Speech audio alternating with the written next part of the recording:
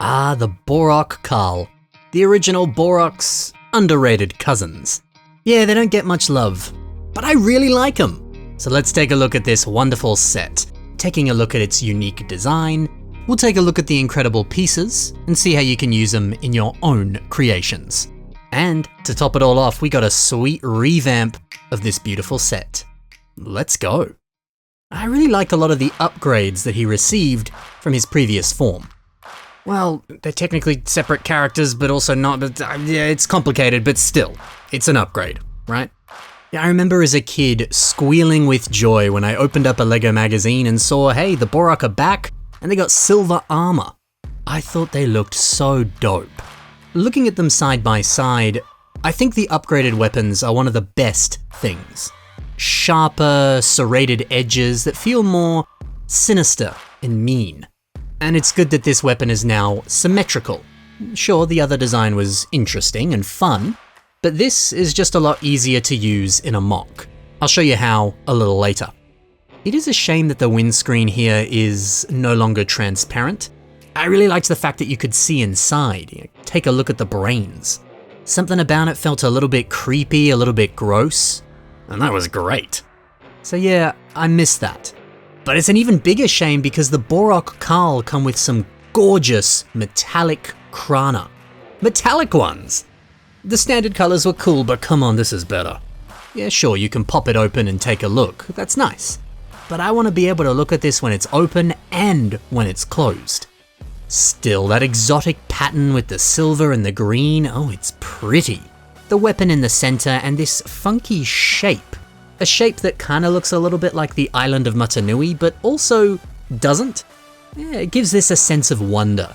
It felt like this tied into a larger world. What do these symbols mean? What's the larger significance?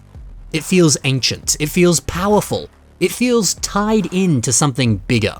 Just this simple detail made the world feel rich, real, and big. And let me tell you, that sort of stuff hooked me as a kid. I was also hooked by the wonderful neck launching function. That never gets old.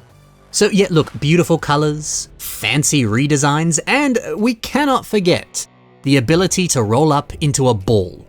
Ah yeah. It can be debatable which of the Bohrok is better, but hot dang Lehvak-Kal holds his own. It is a great toy through and through. But the biggest thing that makes this great, come on, it's the pieces. Let's take a closer look at what we get and see how you can use it in your own creations. Yeah, that new pincer element. I mentioned before how the symmetrical design was a good thing, and here's why.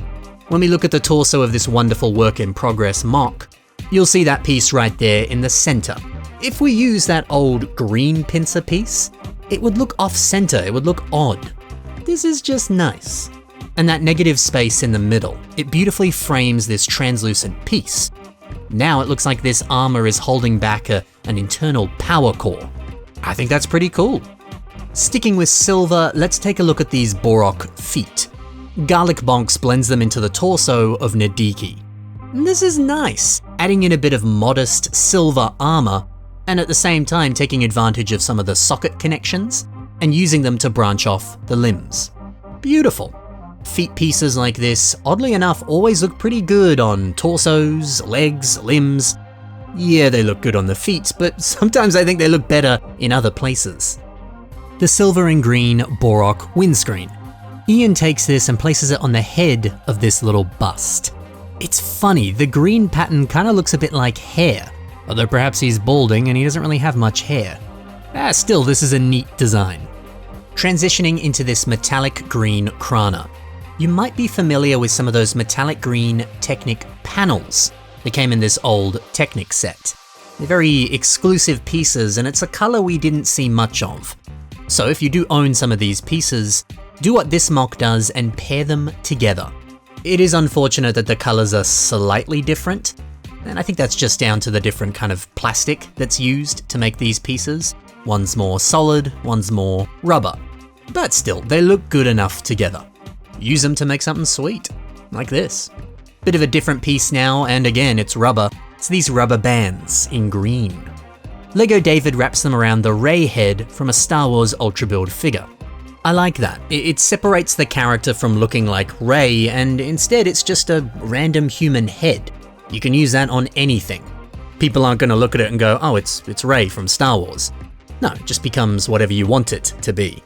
Plus, something about this adds a nice sci-fi feeling. Reminds me of Geordi LaForge from Star Trek. It's a nice touch. These same pieces have also been used down here on the legs. They look a bit like exposed wires. Oh, I like that. Rubber bands have all sorts of great uses. The last green piece is this body element. Stub the Bionic Man has used them for a back design and kind of the torso as well. But it's cool, this area here forms a bit of a hunch on this back. It's so cool to see the exotic shape of this piece really informing the way that this character looks, their body shape. This one piece totally transforms the look of this character. It's wonderful. Yeah, alright, that's the pieces. Pretty good stuff. But I told you get a nice revamp of Lehvak-Kal. Let's check it out. This is made by the ever-talented Joxen. And wow, what a great idea to really up the insect and locust-like qualities of the Bohrok. These big old tubes, they kind of remind me of vacuum cleaners.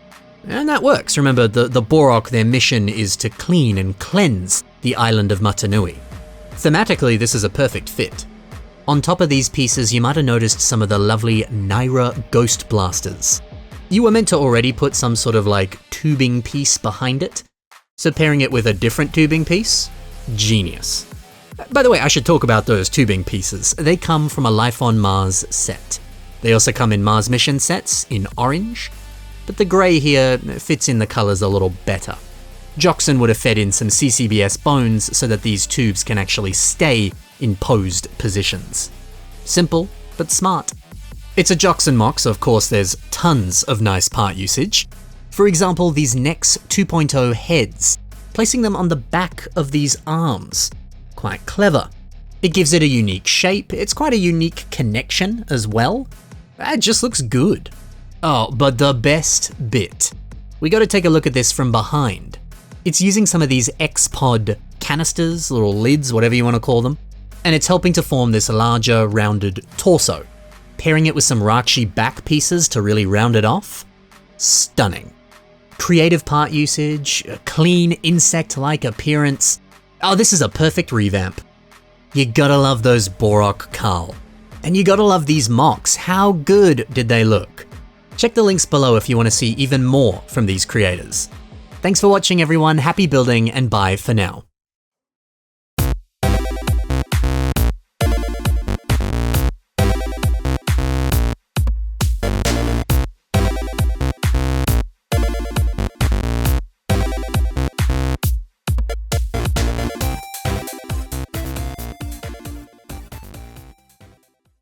As a kid, when I first heard the name change, I thought, oh, Bohrok-Kal.